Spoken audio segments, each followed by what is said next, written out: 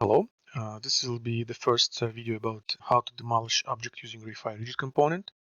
And as you can see, there's this limitations properties here. So in this video, I will cover only limitation properties here because it depends on which object you actually demolish. Like in this case, I have this mesh object type, and you can see it reveals this mesh demolition properties here. And with connected cluster, there's this cluster demolition properties here. But limitations properties are common for all object types. So this is where you can find them, and in this video I will show you how to use all these properties. So there are a lot of ways to demolish your object, but the basic one is demolition by collision, and this is where you can disable or control how your object will be demolished by collision. As you can see, I have this rock. It doesn't have Rayfire Rigid component, so you can use just regular Unity physics object with rigid body component and some collider. Collision with any dynamically simulated object will be enough to demolish your object. So this is my column with rigid component. As you can see, I just drop this just regular rigid body object, and it was enough to demolish my object. And of course, I can disable this completely in case I want to use some other way to demolish my object. But this is where you can disable and enable demolition by collision.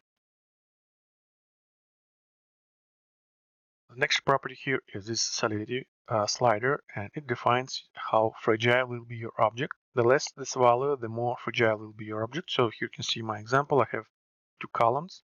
This one has 0.3 value, second one has 0.5, and absolutely identical rocks. Here you can see that in this example, I am demolishing my column. In this example, it's not enough to demolish it. Exactly the same column, exactly the same rocks, but this one has value 0.5, and it was not enough, collision strength was not enough to demolish it. And in this case, I also have column with 0.5 solidity, but in this case, my rock, exactly the same rock as these two, it positioned higher, so when it will collide with column, its speed will be bigger, so collision strength also will be bigger. And as you can see in this case, it again, now it demolishes my column because its speed was higher. So this is what you should keep in mind, and this is value you should play with in your setup just to find out the value which works best for you. So there's no any the best value which you can use. This is something you need to play with in your scene with your object to understand which value works best for you. Another thing I need to mention is that this value is multiplier for predefined solidity property, which is predefined for every material which you picked here. So you can see my column right now here is set material in physics set to porous rock, and I would showed you in previous physics tutorial, but show you one more time. So if you will create this object with Rayfire Manager, when you start play mode, it creates automatically if you don't have in your scene, but if you want, you can create it manually, then it will use these properties. So you can tweak them and do not use default, which will be used if you will not have it in scene. So here are this material presets here, and as you can see, when I pick one of these materials here, it has every material has its own predefined solidity value, and for dense rock it's higher, for porous rock it's less, for glass it's even less. So this is the actual solidity which you can change for all objects with this physics material type which you picked here. So, and this value here, solidity, this is just a local multiplier for predefined solidity for every material. So again, if you pick another material, your solidity will be bigger, and this one will work only as multiplier. So keep in mind, if you just want to quickly make your object much more fragile, just set it to very low value. If you want to make exactly this object less fragile, you can increase it. But if you want to make all material, all porous rocks more fragile, this is where you should go. Go to Manager and decrease. Pick here this material you want to make more fragile and change this solidity value here, because this is actual solidity value which is used, and in rigid component you only change here multiplier which is used for predefined solidity for material type you used. Next property here is stack, and it allows you to demolish object only by collision with object with specific tag. By default, it's set to untagged, which means that any object, like here's my object, is also has untagged tag. So any object will be able to demolish object. In this case, you can see that just a regular collision object demolish it. But in this case, I have the stack set to player, and here I have two rocks. For this one, I also have this tag set to untagged. And when I collide it, you can see it doesn't demolish it. But for this rock, I have set here this tag to player, and for the column, tag here also set to player. And in this case, it demolishes object. So pretty straightforward property if you want to demolish your object not by colliding with anything in your scene, because there may be a lot of other stuff, and you will need to demolish your object only by collision with some specific thing, like some hammer or something like that. This is where you can use this tag property. Just set tag here of the object you want to collide with, and only object with this tag will be able to demolish your object.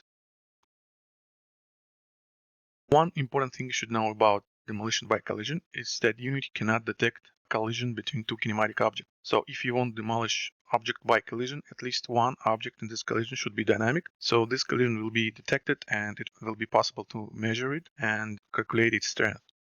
So there are three dynamic simulation types: is dynamic, sleeping, and inactive. All these three types are basically dynamic type at their core, just with a little bit different rules. And then there's this kinematic object, which should be used in case you want to move your object in scene by animation. And there's a static.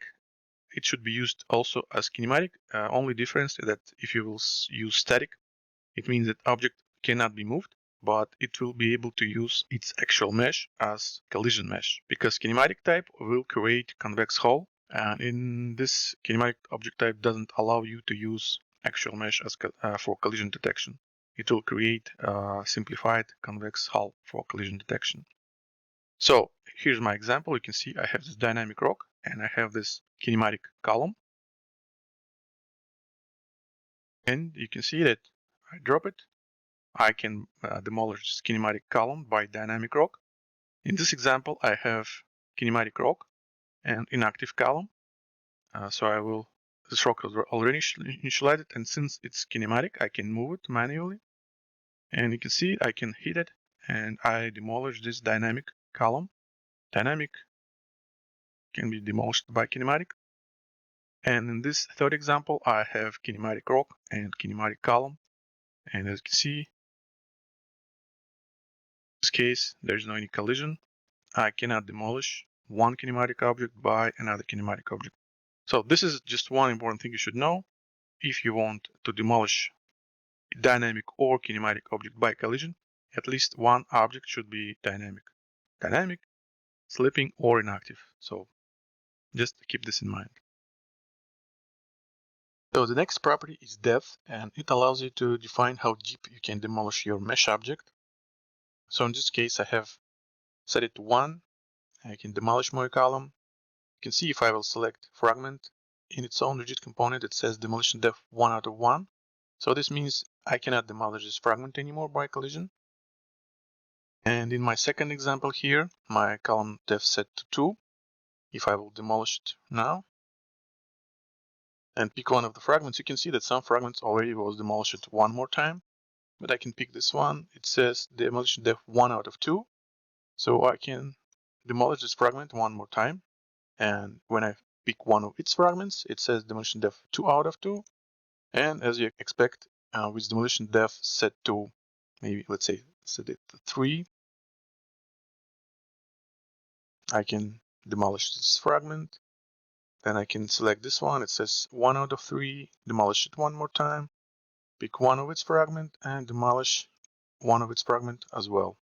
And now finally I have demolition depth 3 out of 3. Now I cannot demolish this fragment anymore. Also, you can set demolition depth to 0. In this case, it will be possible to demolish fragments endlessly, so there will not be any depth limitation for fragments. There will be other limitations like size, but every fragment will be possible to demolish further and further.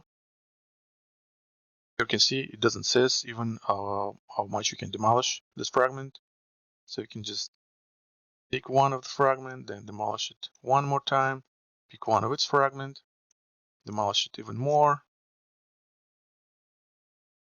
and so on. So with depth value 0, there is no such limitation as depth. Next property here is time. It measures in seconds and it allows you to prevent demolition of object right after this rigid component was initialized. So value 0.2 seconds means after initialization. During 0.2 seconds, it will not be possible to demolish object. In this case, as you can see, I have set it to 0.2, which is very low value. If I have an initialized object, you can see it was demolished after collision, but for this one, I set it to 1.5 seconds. So at this time, it will have enough time to fall. So it will not be demolished this time by collision. But if I will drop it second time, you can see now it was demolished because now the time after its initialization was bigger than 1.5 seconds. And for this one, I also set it to 1.5 seconds, but this time this object is higher. So while it will fall down, it will have enough time. And this time it also will be demolished because it was falling for more than 1.5 seconds. This time property also can be useful in case you use demolition depth level 2. As you can see in this example, I have this column with demolition depth 2, and if I will demolish it, so you can see I demolished this column first time, but then my rock fall down, and this time it start hitting this fragment here, and it demolished it as well.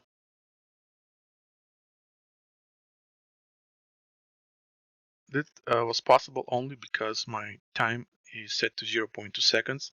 Let's say if I will set here to 2 seconds,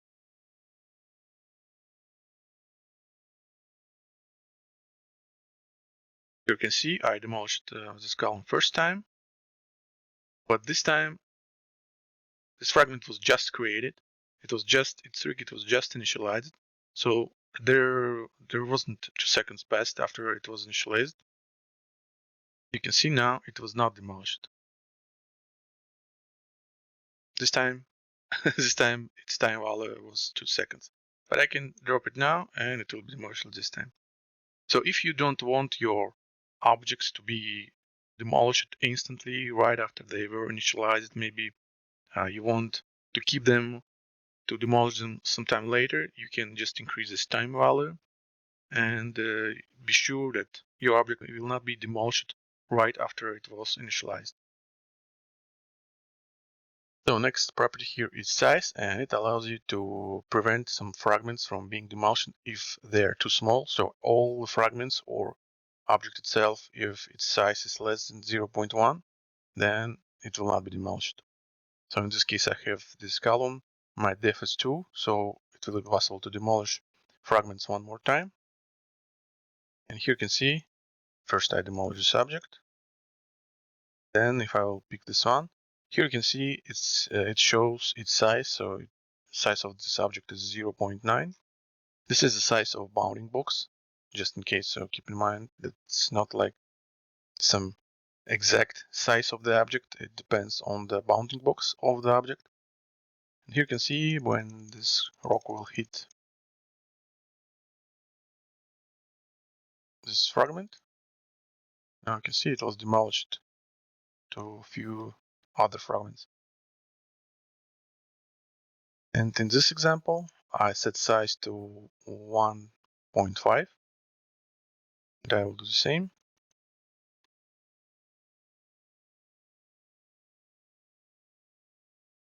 Now you can see these fragments was not demolished this time because their size of this fragment, this one, I think it's less than 1.5. But if I will pick this one, you can see its size is 1.45. So I cannot demolish this object. But for this one, its size is 1.51. So it will be possible to demolish this object one more time. So if you want just only big fragments to be demolished later, you can just use this size filter, size limitation, and it will allow you to re-demolish further only fragments if it's big enough. All the fragments less than the size value will not be demolished. Next limitation is this visible property. It allows you to demolish object only if they are visible by main camera or by scene view.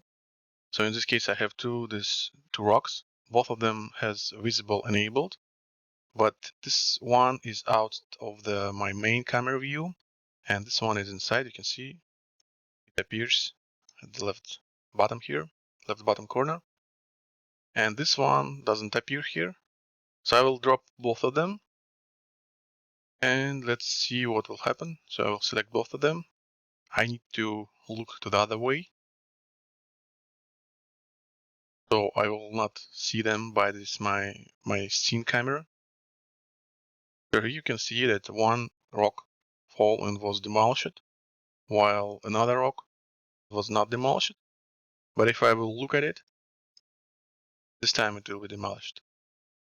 So this is how this visible property works. If you want some objects to be demolished only if they're visible, to prevent some resources from wasting and spend them to demolition of object even if they're not visible by anyone, then you can use this visible property and you will demolish only object which you see at this moment.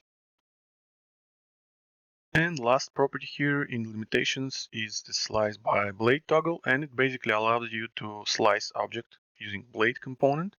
There will be another tutorial about all the blade component properties and how to slice objects in right way, but for now I'm just showing you what this means, what this property means in limitations. So if you want to slice your object, this is the property you should enable. So I have two columns. For this one, it's enabled. For this one, it's not enabled. And here's my object with my blade. I need just to move through both of this column. Here you can see it was not sliced. This one was sliced. This is how this slice by blade property works. If you want to slice something, you need to enable this property here.